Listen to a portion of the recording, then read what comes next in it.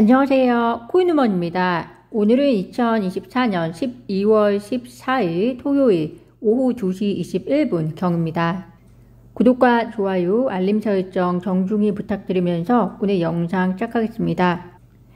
암호화폐 전문 미디어 테크불리언에 따르면 온체인 인공지능 플랫폼 아투아 개발사이자 탈중앙화 연구기관 카자랩스가 리플에 1억 달러, 하나로는 1,400억 원 규모를 투자했다라고 밝혔습니다. 투자금은 AI 모델 교육, 그리고 XRP 기반 플랫폼 전용의 AI 솔루션 구축, 즉 리플 내에 AI 관련된 부분에 투자를 하겠다 이 말인데요. 앞으로의 산업은 인공지능을 빼놓고는 생각할 수 없는 것이 현실이기 때문에 리플사 역시 탈중앙화의 빠른 성장에 있어서 인공지능의 적용을 적극적으로 준비하고 있는 모습이다라고 생각하시면 될 것 같습니다.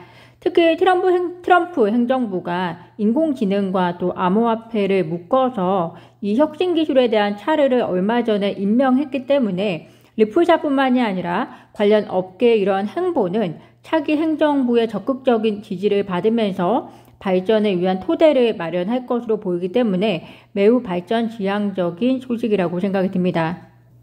리플 XRP 현물 ETF 출시 가능성에 대한 기대가 계속해서 관심을 주목받고 있습니다. 그런데 어떤 투자 상품도 운용기관이 규제기관에 신청을 하기 위해서는 가장 중요한 것은 해당 투자 상품을 출시했을 때 얼마나 많은 수요가 있는가에 대한 분석일 겁니다.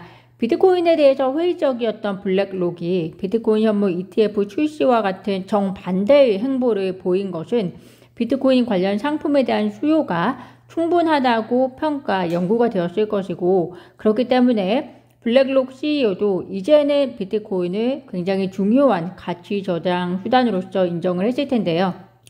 그 말은 즉슨 비트코인, 이더리움에 이어서 다른 알트코인들의 현물 ETF가 출시가 되기 위해서는 수요에 대한 이러한 긍정적 평가가 뒷받침이 되어야 한다라는 것으로도 해석해 보실 수 있을 겁니다. 그렇다면 리플 XRP 현물 ETF 출시의 가능성은 얼마나 될 것인가? 현재 일단은 위즈덤트리 그리고 비트와이즈 21쉐어스가 XRP 현물 ETF 신청을 한 상황이고요. 물론 아직은 아쉽지만 블랙록이라든지 피델리티와 같은 큰 기관들의 신청 소식은 들려오지 않고 있습니다. 그렇지만 커뮤니티들 사이에서는 그레이스케일의 XRP 스탁 자산이 5월 이후에 300% 성장했다라는 소식과 함께 이와 같은 성장이 XRP 현물 ETF 출시에 대한 기대를 키우면서 투자자들이 더 쉽게 XRP에 접근할 수 있는 길을 열어줄 가능성을 시사한다 이렇게 밝혔는데요. 블랙록 CEO 레리 핑크가 비트코인 현물 ETF 신청 전만 해도 비트코인에 대해서 매우 회의적인 입장을 언론에 내세웠지만 지금은 정반대로 포트폴리오의 2% 정도를 비트코인에 담으라고 권고하고 있는 만큼 그들이 XRP 현물 ETF 출시에 대해서는 아직까지는 시기상조라는 입장이지만 이러한 대형 투자 기관들의 입장은 언제 변경이 될지 모르는 점 참고하시면 될 것 같습니다. 특히 그레이스케일과 같은 케이스가 증가할수록 자본주의 사회에서 돈을 줬는 그들의 경우에는 내부적인 평가가 언제든지 긍정적으로 변경이 될 수 있다고 생각이 되고요. 이것도 참고 정도 하시면 될 것 같습니다. 일본 의원조차도 비트코인을 외환 보유고로 편입하려는 노력을 보이고 있다라는 소식입니다. 일본 의원 사토시 야마다가 국회 회기 질의를 통해서 미국과 브라질을 언급하면서 비트코인을 외환 보유고에 편입할지 여부를 고려해야 한다. 미국과 브라질의 정책 위반자들은 비트코인 보유를 경제적 리스크에 대한 해지 수단으로 여기고 있다. 일본 역시 외환 보유고의 일부를 비트코인 등 암호화폐 자산으로 전환하는 제도를 도입해야 한다라고 이야기를 했는데요. 이렇게 비트코인에 대한 작은 파도들의 움직임의 시작이 세계의 금융질서의 새로운 변화를 가져올 것이다 라고 생각을 해봅니다.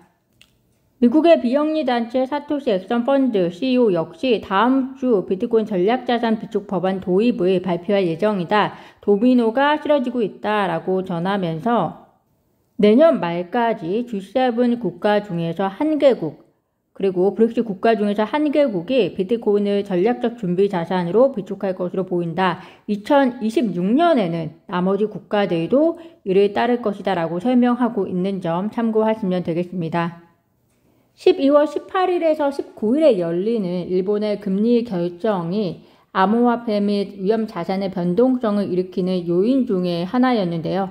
얼마 전까지만 해도 12월에 금리 인상 가능성이 높게 점쳐지면서 엔켈리 청산 리스크에 대한 불안감이 만연해 있었습니다. 그런데 일본 내에서 이번 금리는 동결할 것으로 관측이 된다면서 기사가 발표가 되었고요. 그 이유가 일본 은행이 임금과 물가 등을 신중하게 판별하려는 태세이다. 또 내년 1월 취임하는 트럼프 미국 대통령 당선인의 정책을 둘러싼 불확실성도 높다라고 평가했다는 것이 그 이유입니다. 아무래도 일본 입장에서는 곧 시작되는 트럼프 정부의 밉보이는 행보를 서두르면서까지 할 급박성이 없고 또 트럼프 정부의 정책으로 인해서 세계 경제가 어떻게 돌아갈지 모르기 때문에 이러한 것들을 충분히 고려한 이후에 진행을 하려고 하는 것으로 보이고요. 그래서 우선 12월 금리는 넘어가고 내년 일본 내 경제 상황 그리고 미국 등의 상황을 보고서 차분하게 결정할 가능성이 높아진 것 같습니다. 이에 반면에 시티그룹 이코노미스트 팀이 미국 연준이 내년 7월까지 매 회의마다 금리를 25bp씩 인하해서 연방기금 금리를 3에서 3.25% 수준으로 낮추는 공격적인 노선을 취할 것으로 예상된다라고 전했는데요. 글쎄요. 트럼프는 파월의 임기를 보장한다는 쪽으로 최근 의견을 표명했고 또 파월 역시 임기를 다 채울 것이라고 밝힌 만큼 대선의 종료는 결국 서로의 역할을 어느 정도 존중하려는 행보로 영향을 끼쳤다라고 생각이 되고요. 즉 어느 정도 독립성을 서로 인정해 줄 것으로 생각이 되고요. 그렇기 때문에 매달 2025년 7월까지 미국 FOMC가 있는 달은 1, 3, 5, 7월 달인데요. 그때마다 금리 인하가 있을 거라는 예상은 너무 지나치다라고 생각이 듭니다. 큰 그림에서 금리 인하가 계속해서 진행이 되겠지만 그 중간 과정에 있어서 연준은 늘 그때그때 데이터 디펜던시하게 움직이면서 최선의 방향을 찾으려고 할 것이다 라고 생각이 듭니다. 암호화폐가 여전히 위험 자산으로 분류되는 만큼 그리고 지금은 또 강세장인 만큼 변동성에 유의하셔야 될 것으로도 보이고요. 그 변동성은 그 각각의 코인의 펀드멘탈과도 관련이 있지만 세계적인 경제 동향이나 통화 정책, 특히 큰 나라 위주의 움직임은 계속해서 관심을 가지시는 것이 중요하기 때문에 코인우먼 채널에서도 중요한 이벤트는 계속해서 업데이트 드리는 점 참고하시면 되겠습니다.